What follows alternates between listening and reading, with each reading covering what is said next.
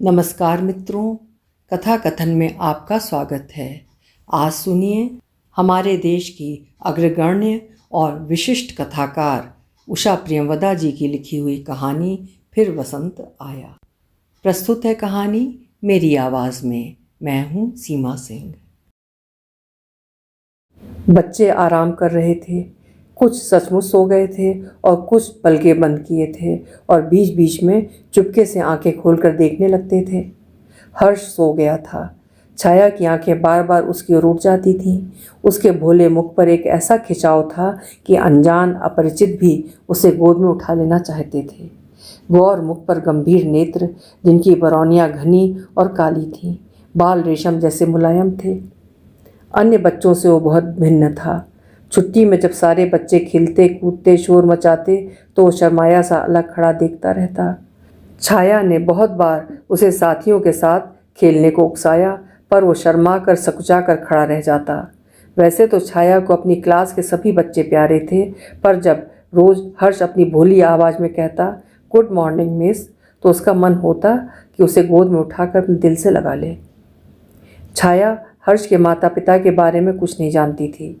सुबह एक चपरासी उसे स्कूल पहुंचा जाता था और शाम को ले जाता। कभी कभी घर जाती हुई छाया को चपरासी की साइकिल पर बैठा हर्ष रास्ते में मिलता, पर वो अन्य बच्चों की तरह हाथ नहीं हिलाता, बल्कि हल्के से मुस्कुरा कर मुँह फेर लेता। एक दिन जब छाया और उसकी साथिन मिसेस जोसेफ जा रही थी तो हर्ष मिला। मिसेस जोसेफ ने कहा, कितना प्यारा बच्चा है, तुम्हारी क्लास में है? हाँ, छाया ने कहा। ताज्जुब है, इसके माँ बाप तो बहुत ही मामूली हैं देखने में। अच्छा, छाया ने कौतूहल से पूछा, आप जानती हैं? हाँ, इसके पिता डिप्टी कलेक्टर हैं, मिस्टर केशव चंद्र। मुझे नहीं पता था, छाया ने कहा। फिर कुछ देर बाद कहा, मैं सोचती थी कि वो किन्हीं खूबसूरत माँ बाप का बच्चा है। मिसेस जोसेफ का घर दिखने लगा था। वो अपने फाटक की तरफ मुड़ गई और छाया अपने घर की ओर चली गई। उस दिन शनिवार था। छाया ने देखा कि हर्ष आज भी नहीं आया है। उसने सोचा कि कहीं वो बीमार तो नहीं पड़ गया। वैसे तो वो बहुत कम अनुपस्थित होता था। उसने सोचा कि अगर वो सोमवार को भी ना आया तो किसी से पता लगवाएगी। छाया कई दिन से सोच रही थी कि अपनी भतीजे के लिए कुछ गर्म कपड़े बुन दे, इसलिए वो तैयार हुई और जाते जाते मिसेस वार्ष्णेय से कह गई कि वो ज़रा बाजार जा रही है। मिसेस वार्ष्णेय ने भी एक दो चीज़ों की फरमाइश कर दी। मिसेस वार्ष्णेय काफ़ी उम्र की हंसमुख महिला थीं। उनके बच्चे बड़े हो चुके थे और उन्हें कोई विशेष काम धंधा न था। मिसेस जोसेफ के कहने से उन्होंने छाया को अपने यहाँ पेइंग गेस्ट की तरह रख लिया था, क्योंकि छाया जब नौकरी करने आई तो ये शहर उसके लिए बिल्कुल नया था। किताबों की दुकान पर छाया तन्मय होकर बच्चों के लिए उपयुक्त बुनाइयों की किताबें देख रही थी। किसी की हल्की शर्मीली आवाज़ सुनाई दी, गुड इवनिंग मिस। छाया ने देखा उसके पास हर्ष खड़ा था। सदा की गंभीर आंखों से उल्लास छलक रहा था। हर्ष ने मुड़कर जरा जोर से कहा, पापा पापा देखिए, मेरी मिस हैं। हर्ष की आंखों के साथ छाया की आंखें भी घूमी। सामने एक पुरुष खड़ा किताबें देख रहा था। हर्ष की आवाज़ सुनकर उसने भी इधर देखा और एक क्षण को स्तब्ध रह गया। छाया, उसके मुंह से निकला। छाया को ऐसा लगा कि किसी ने उसके दिल को मसल दिया है। उसके होंठ हिले मगर शब्द ना निकले। जब उसने देखा कि विनायक उसकी ओर आ रहा है तो बिना सोचे समझे वो वहाँ से चल दी और जल्दी ही दुकान से बाहर निकल गई। लोग क्या कहेंगे, यदि ये ख्याल ना होता तो दौड़ ही पड़ती। विनायक के देखते ही देखते वो भीड़ में खो गई। विनायक इस बात से ऐसा भौचक्का सा रह गया कि वो छाया के पीछे भी न जा सका। हर्ष परेशान सा उसकी ओर देख रहा था। पापा, मिस इतनी जल्दी क्यों चली गई? पता नहीं बेटे, उन्हें कुछ काम याद आ गया होगा।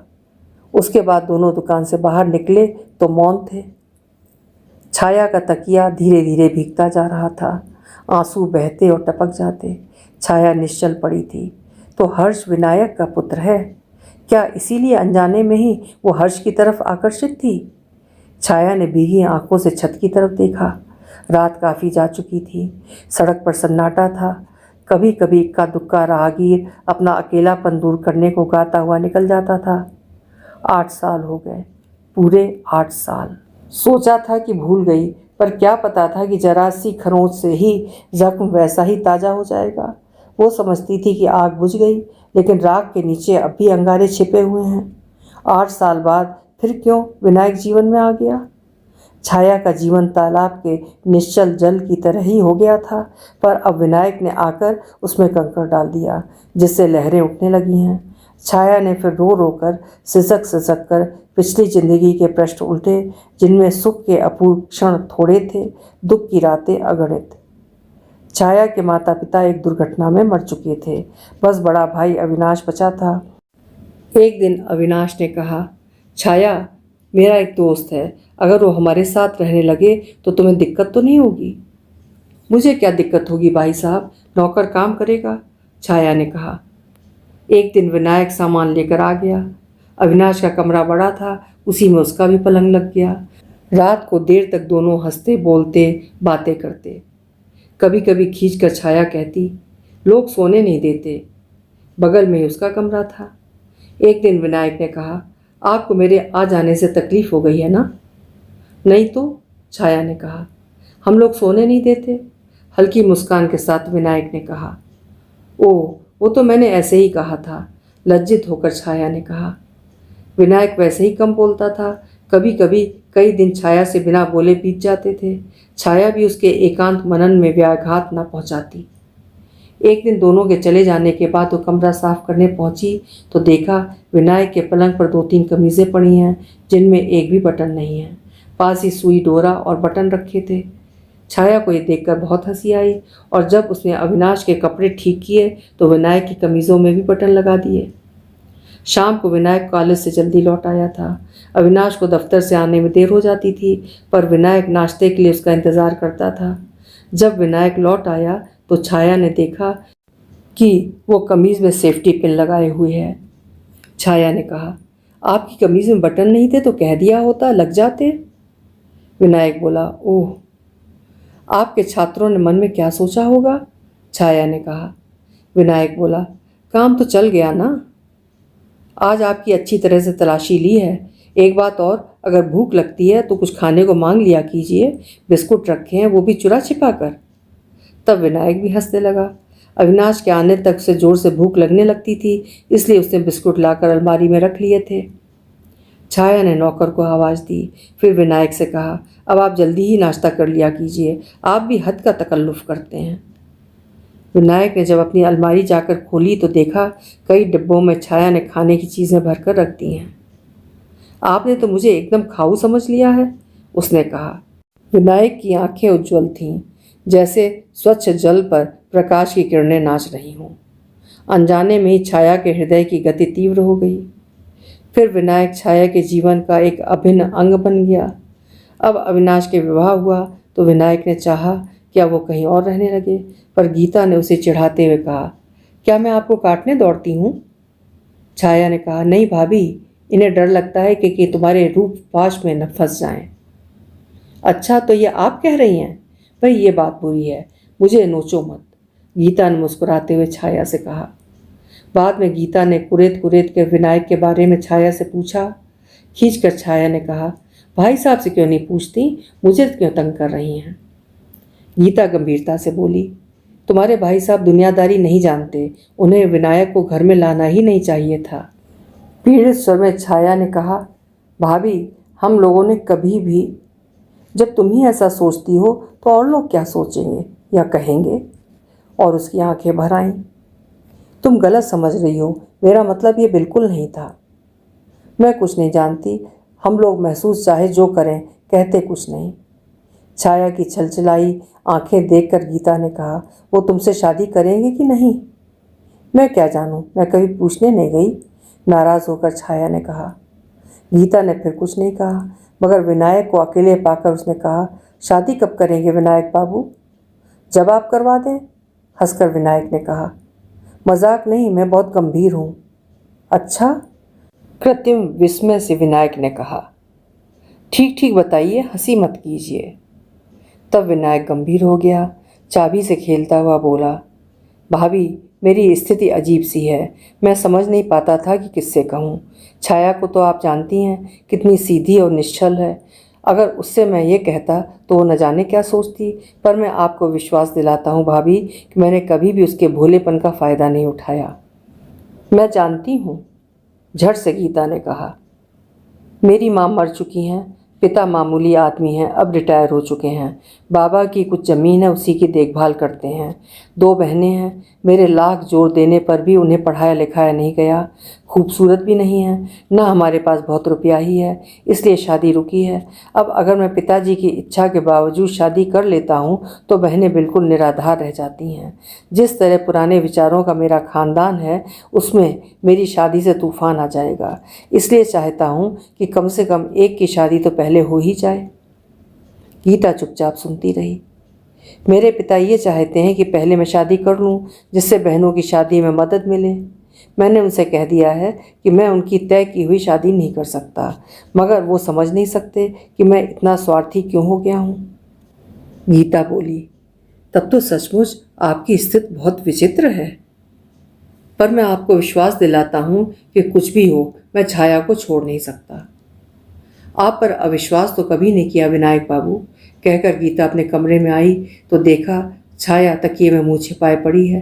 गीता ने धीरे से उसके बालों पर हाथ फेरा। छाया ने भरे गले से कहा, भाभी मैं कितनी अभागिन हूँ, जिसके समीप आती हूँ उसी को दुख मिलता है।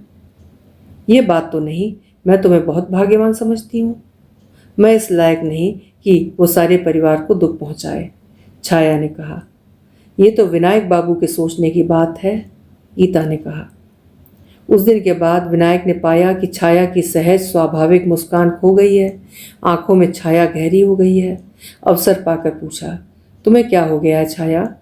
क्या मेरी बातों से बहुत दुख पहुंचा है? अगर ऐसा है तो मैं माफ़ी चाहता हूँ। छाया की आंखें भीग गईं। मैं अपने को ही कोसती रहती हूँ, मैं इतनी महत्वपूर्ण तो नहीं कि आप मेरे लिए इतना त्याग करें। विनायक ने गंभीरता से कहा, तुम्हें क्या पता छाया मेरे लिए तुम क्या हो? आप मुझे भूल जाइए, रोकर छाया ने कहा। क्या नासमझी की बात करती हो, जैसे सिर्फ कहने से या कोशिश करने से कोई भूल जाएगा। समय सब भुला देता है। कुछ बातें ऐसी होती हैं जिन्हें समय भी नहीं भुला सकता, विनायक ने कहा। और अब 8 साल बाद छाया की भीगी आंखों ने अंधेरी छत की ओर देखा। उसी विनायक का पुत्र है हर्ष। शायद हर्ष जैसा पुत्र आज छाया का होता। दूसरे दिन सुबह छाया की तबीयत भारी सी थी। मिसेस वार्ष्णेय ने कहा, लगता है कि जुकाम हो गया है। छाया की आवाज़ भारी थी, आंखें लाल। मन बहलाने को मिसेस जोसेफ के यहाँ चली गई।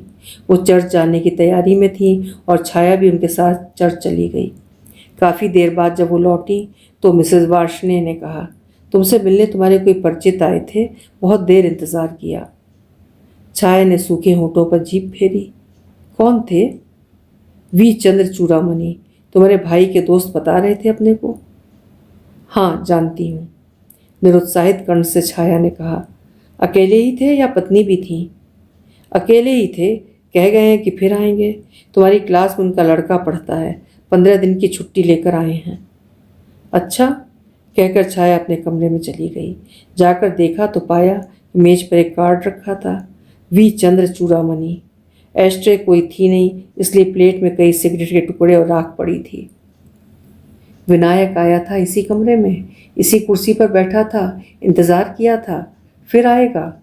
मगर छाया में साहस नहीं था कि उसके सम्मुख आए। विनायक का परिवार है, बच्चे हैं। 8 साल पहले जब वो अल्हड़ युवती थी तो शायद विनायक की सिगरेट के टुकड़े उठाकर सहेज कर रख लेती, पर अब 30 साल की गंभीर समझदार स्त्री थी, इसलिए उन्हें वैसा ही पड़ा रहने दिया। घड़ी देखी तो 2 बज रहे थे। 4:15 बजे ट्रेन जाती थी कानपुर। छाया ने उठकर जल्दी जल्दी कुछ आवश्यक सामान रखा। एक दरख्वास्त लिखकर मिसेस वार्ष्णेय को दी कि अगले दिन स्कूल भिजवा दें। उनकी उत्सुकता शांत करने को कहा कि क्योंकि इधर काफ़ी दिनों से तबीयत ठीक नहीं है, इसलिए भाई के पास जा रही है।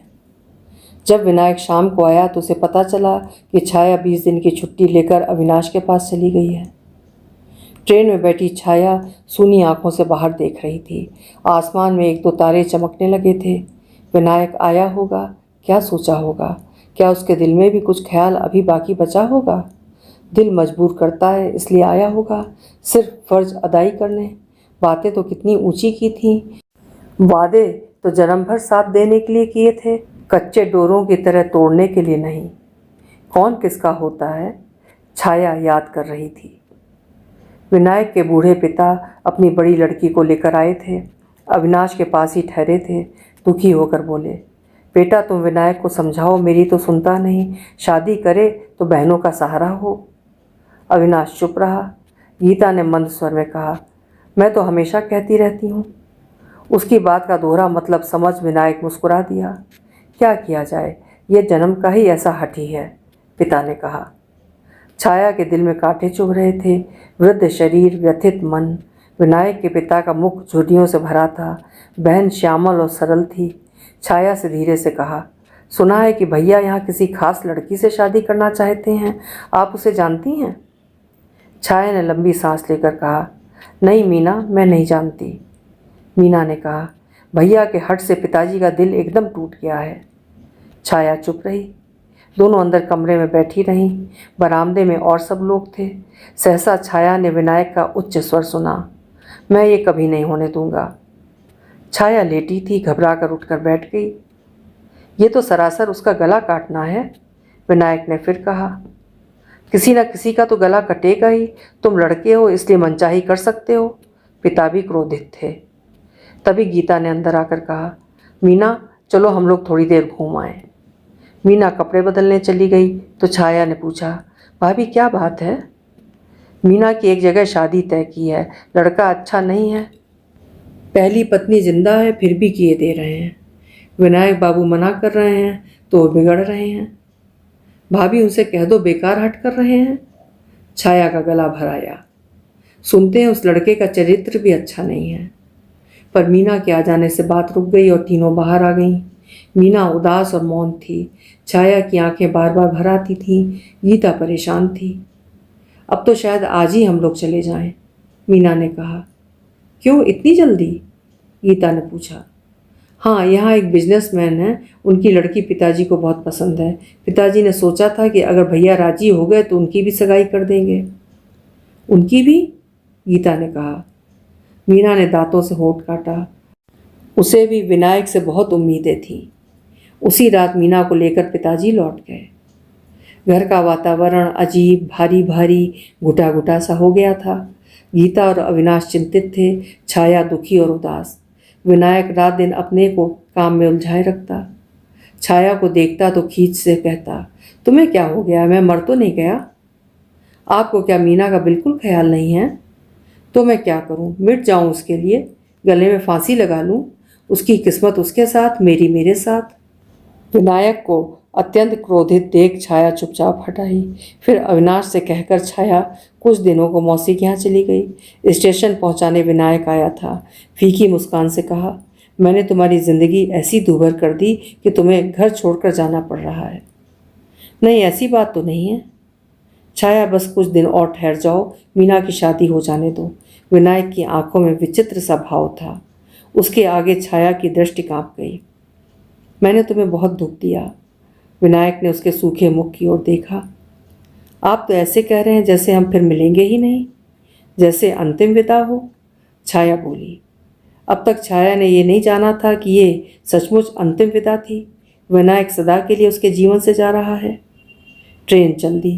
विनायक खड़ा रह गया, छाया को दूर जाते देखता रहा। बाद में छाया को गीता का पत्र मिला। पढ़कर वो स्तब्ध रह गई। अन्य बातों के साथ गीता ने लिखा था, मीना की बीमारी का तार पाकर विनायक बाबू चले गए थे। कॉलेज से 3 महीने की छुट्टी ले ली है और आज उनकी शादी का निमंत्रण आया है। मैंने उन्हें ऐसा नहीं समझा था, बातें तो कितनी की थी। मौसी ने गीता के पत्र और छाया के सहसा बुझ जाने का संबंध नहीं जान पाया था। छाया रोई नहीं, चीखी नहीं, आत्महत्या नहीं की, बस धीरे धीरे बुझती चली गई। अविनाश ने अपना ट्रांसफ़र करवा लिया और गीता ने अगणित यत्न किए कि छाया को कुछ महसूस ना होने दे। छाया सिर्फ उन लोगों को दिखाने के लिए हंसती बोलती थी, पर आंखों के पीछे आंसुओं का अपरिमित सागर लहरें लेता था। बाद में गीता और अविनाश ने चाहा कि छाया की शादी कर दें, पर उसने दृढ़तापूर्वक मना कर दिया। उसने ट्रेनिंग ले ली थी और नन्हे नन्हे बच्चों में अपने को डुबा लिया था। सोचा था कि भूल गई, दर्द हल्का पड़ गया, पर अब वो जान रही थी कि सब केवल छलना थी। दर्द में वही तीव्रता है, याद में वही पैनापन। बातों बातों में उसने गीता को बताया, मेरी क्लास में एक लड़का पढ़ता है, हर्ष चंद्रा। बाद में पता चला कि वो विनायक का लड़का है। गीता अपनी पुत्री नीरा के बाल संवार रही थी, उसके हाथ रुक गए। बोली, क्या? हाँ, वो तो चंद्रा नहीं लिखते थे, इसलिए मैं न समझ सकी। बाद में वो मुझसे मिलने आए, पर मैं थी नहीं, शायद फिर भी आए हों। तुमने खूब खरी खोटी नहीं सुनाई, मुझे मिले तो खबर लूँ, गीता ने कहा। कोई वजह जरूर होगी भाभी, बिना कारण थोड़े ही। अच्छा, तो अब आप भी उनकी वकालत करेंगी? छाया ने भतीजे शरद को अपने से लिपटा लिया और उसे गुदगुदाने लगी। हर्ष भी इतना ही बड़ा है, इतना सुंदर है कि देखते ही रहो। सुना था कि बहुत खूबसूरत लड़की से शादी की थी।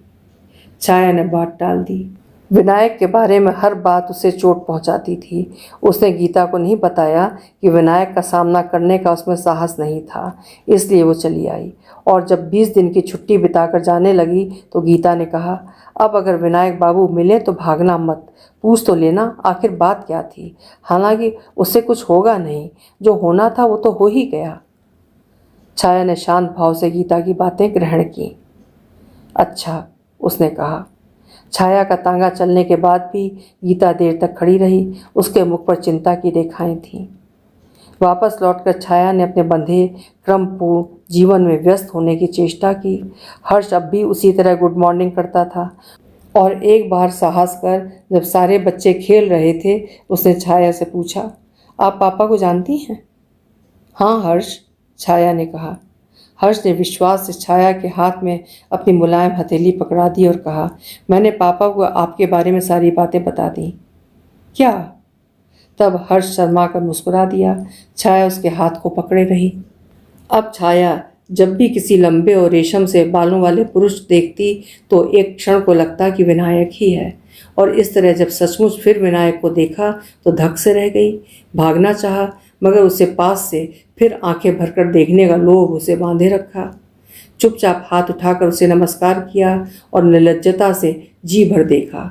वही बाल थे, वही चौड़ा माथा, वही स्वच्छ गंभीर नेत्र, दाहिने कान के पास वही तिल था। वही विनायक, फिर भी वही विनायक नहीं। उससे साधारण शिष्टाचार की बातें की, अविनाश व गीता के बारे में पूछे गए प्रश्नों का उत्तर दिया, उसके साथ चलती रही। अपने संयम पर, अपनी स्थिर संतुलित आवाज़ पर उसे स्वयं आश्चर्य हो रहा था। दोनों चलते चलते कोलाहल से भरी सड़क पीछे छोड़ आए। आगे की सड़क पर सन्नाटा था और दूर तक जलती हुई बिजली बत्तियों की कतार दिखने लगी थी। छाया, मैं तुमसे कुछ कहना चाहता हूँ। कहिए। छाया की मुस्कान में पीड़ा थी और स्वर में व्यंग। तुम चुप क्यों हो? क्यों नहीं मुझे डांटती, बुरा भला कहती? मैं सब सुन लूँगा। मगर उससे क्या होगा? बातें पुरानी पड़ गईं, जख्म भर गए, अब उन्हें क्यों कुरोदते हैं? जो हो गया है वो हो गया। मैंने आपके योग्य अपने को कभी नहीं समझा था। छाया ने एक लंबी सांस भरी। अपने को तो? छाया, इन वर्षों में कोई भी दिन ऐसा नहीं गया कि जब मैंने अपने को कोसा धिक्कारा ना हो। मुझे अपने आप से नफरत हो गई। मुझे अपने आत्मबल पर बड़ा गर्व था, पर क्षणिक आवेश में मैंने स्वीकार कर लिया कि मैं शादी कर लूँगा। वहाँ पिताजी की इज्जत और मीना की जान का सवाल था। पर छाया, तुम मुझे ये दोष नहीं दे सकती। मैंने प्यार का प्याला सिर्फ ऊपर ही ऊपर पिया, जिसमें सिर्फ मिठास थी। नहीं, मैंने प्याले को आखिरी घूंट तक पिया है, जो जहर था। मैंने तुम्हारा ऋण पाई पाई चुका दिया। मैंने कुछ कम व्यथा नहीं सही। छाया का मुख नीरव आंसुओं से भीग गया था। भरे गले से उसने कहा, अब बस कीजिए। आपसे बस यही कामना है कि मुझे अकेला छोड़ दीजिए। मैं अपने इस जीवन की आदी हो गई हूँ, अब कभी मुझसे न मिलिएगा, मैं यही चाहती हूँ। विनायक ने अपनी सिगरेट सुलगाई। दिया सलाई के क्षणिक प्रकाश में विनायक का मुख आलोकित हो उठा। छाया ने उसके मुख पर गहन वेदना के चिन्ह देखे। उसका मन हुआ कि हाथ बढ़ाकर मृदुलता से वो पीड़ा की रेखाएं मिटा दे, पर वो दिल पर बोझ सा रखे हुए वापस जाने को मुड़ गई। उसका हृदय अनेक नीरव संदेश विनायक से कहना चाह रहा था, पर वो चलती ही गई और विनायक निश्चल खड़ा उसे देखता रहा। उसे जो कुछ कहना था उसका शतांश भी वो कह न सका, पर शायद छाया को वो सब कुछ सुनने का अवकाश न था। छाया सीधे घर नहीं गई। आकाश में बादल छा गए थे। छाया उद्देश्यहीन इधर उधर घूमती रही। वो इतना थक जाना चाहती थी कि लेटते ही नींद आ जाए। अब वो निद्राहीन अंधेरी लंबी रातों के विचार से ही डरने लगी थी। बादल गरज कर बरसने लगे। जब पानी वेग से आया तब छाया घर जाने के लिए मुड़ी। पानी की बूंदें जलते हुए मुख को राहत दे रही थीं। अच्छा है बीमार पड़ जाऊं, अच्छा है मर जाऊं, मेरे लिए रोने को कौन बैठा है, वो बार बार अपने से कहती गई। आधे रास्ते तक ही वो पानी से लथपथ भीग गई थी। तंद्रावस्था में उसने घर जाकर कपड़े बदले और लेट गई। वो जान रही थी कि उसे बुखार आ रहा है। फिर उसके बाद उसे लगा कि वह अजीब अजीब तरह के सपने देख रही है। कभी मिसेस वार्ष्णेय का चिंतित मुख दिखाई देता, पर तुरंत ही वो विनायक में बदल जाता। लगता है जैसे विनायक बार बार उसे पुकार रहा है, अपनी उसी मृदुल गर्म आवाज़ में। कभी लगता है कि अनेक अनजान अपरिचित लोग कमरे में आ जा रहे हैं। जब उसने आंखें खोलीं तो सचमुच मिसेस वार्ष्णेय उसके पास बैठी थी। कैसी तबीयत है? छाया ने पूछा। मुझे क्या हो गया? वो अपने को अत्यंत दुर्बल महसूस कर रही थी। निमोनिया। हम सब बुरी तरह घबरा गए थे। मिस्टर चूड़ामणि, उनकी बहन, उनका लड़का सभी तुम्हें देखने आते रहे। बहन? हाँ, मिसेस माया केशव चंद्र, जिनके पास हर्ष रहता है। हर्ष की माँ के मरने के बाद उन्हीं ने तो उसे पाला है। छाया को लगा कि उसका सिर घूम रहा है। एक क्षण को उसने सोचा कि क्या निमोनिया का प्रभाव दिमाग पर भी पड़ता है। मिसेस वार्ष्णेय की बातें वो ग्रहण नहीं कर पा रही थी। हर्ष की माँ? मंद अस्पष्ट स्वर में उसने कहा। हाँ, क्या तुम्हें मालूम नहीं? हर्ष के जन्म के कुछ दिन बाद ही उसकी मृत्यु हो गई थी। अच्छा, अब आराम करो, कहकर कमरे से बाहर चली गई। पर दरवाज़ा तुरंत ही खुला और हर्ष ने झांका। छाया को आंखें खोले देख वो धीरे धीरे पैर रखता हुआ सावधानी से अंदर आया। उसके पीछे विनायक भी था। कैसी तबीयत है? विनायक ने पूछा। तुमने तो हमें डरा ही दिया था। ठीक हूँ, छाया ने धीरे से कहा और अपना क्षीण हाथ बढ़ाकर हर्ष का हाथ पकड़ लिया। हेलो हर्ष। हर्ष की झिझक खुल गई थी। कहा, आप पानी में कैसे भीग गई थी? छाता नहीं था? नहीं, हल्की मुस्कान से छाया ने कहा। ये ठीक हो जाएंगी तो हम लोग इन्हें ले चलेंगे ना पापा? आप ही तो कह रहे थे। हाँ बेटे, जरूर ले चलेंगे। नहीं जाएंगी तब भी जबरदस्ती ले चलेंगे, विनायक ने गंभीरता से कहा।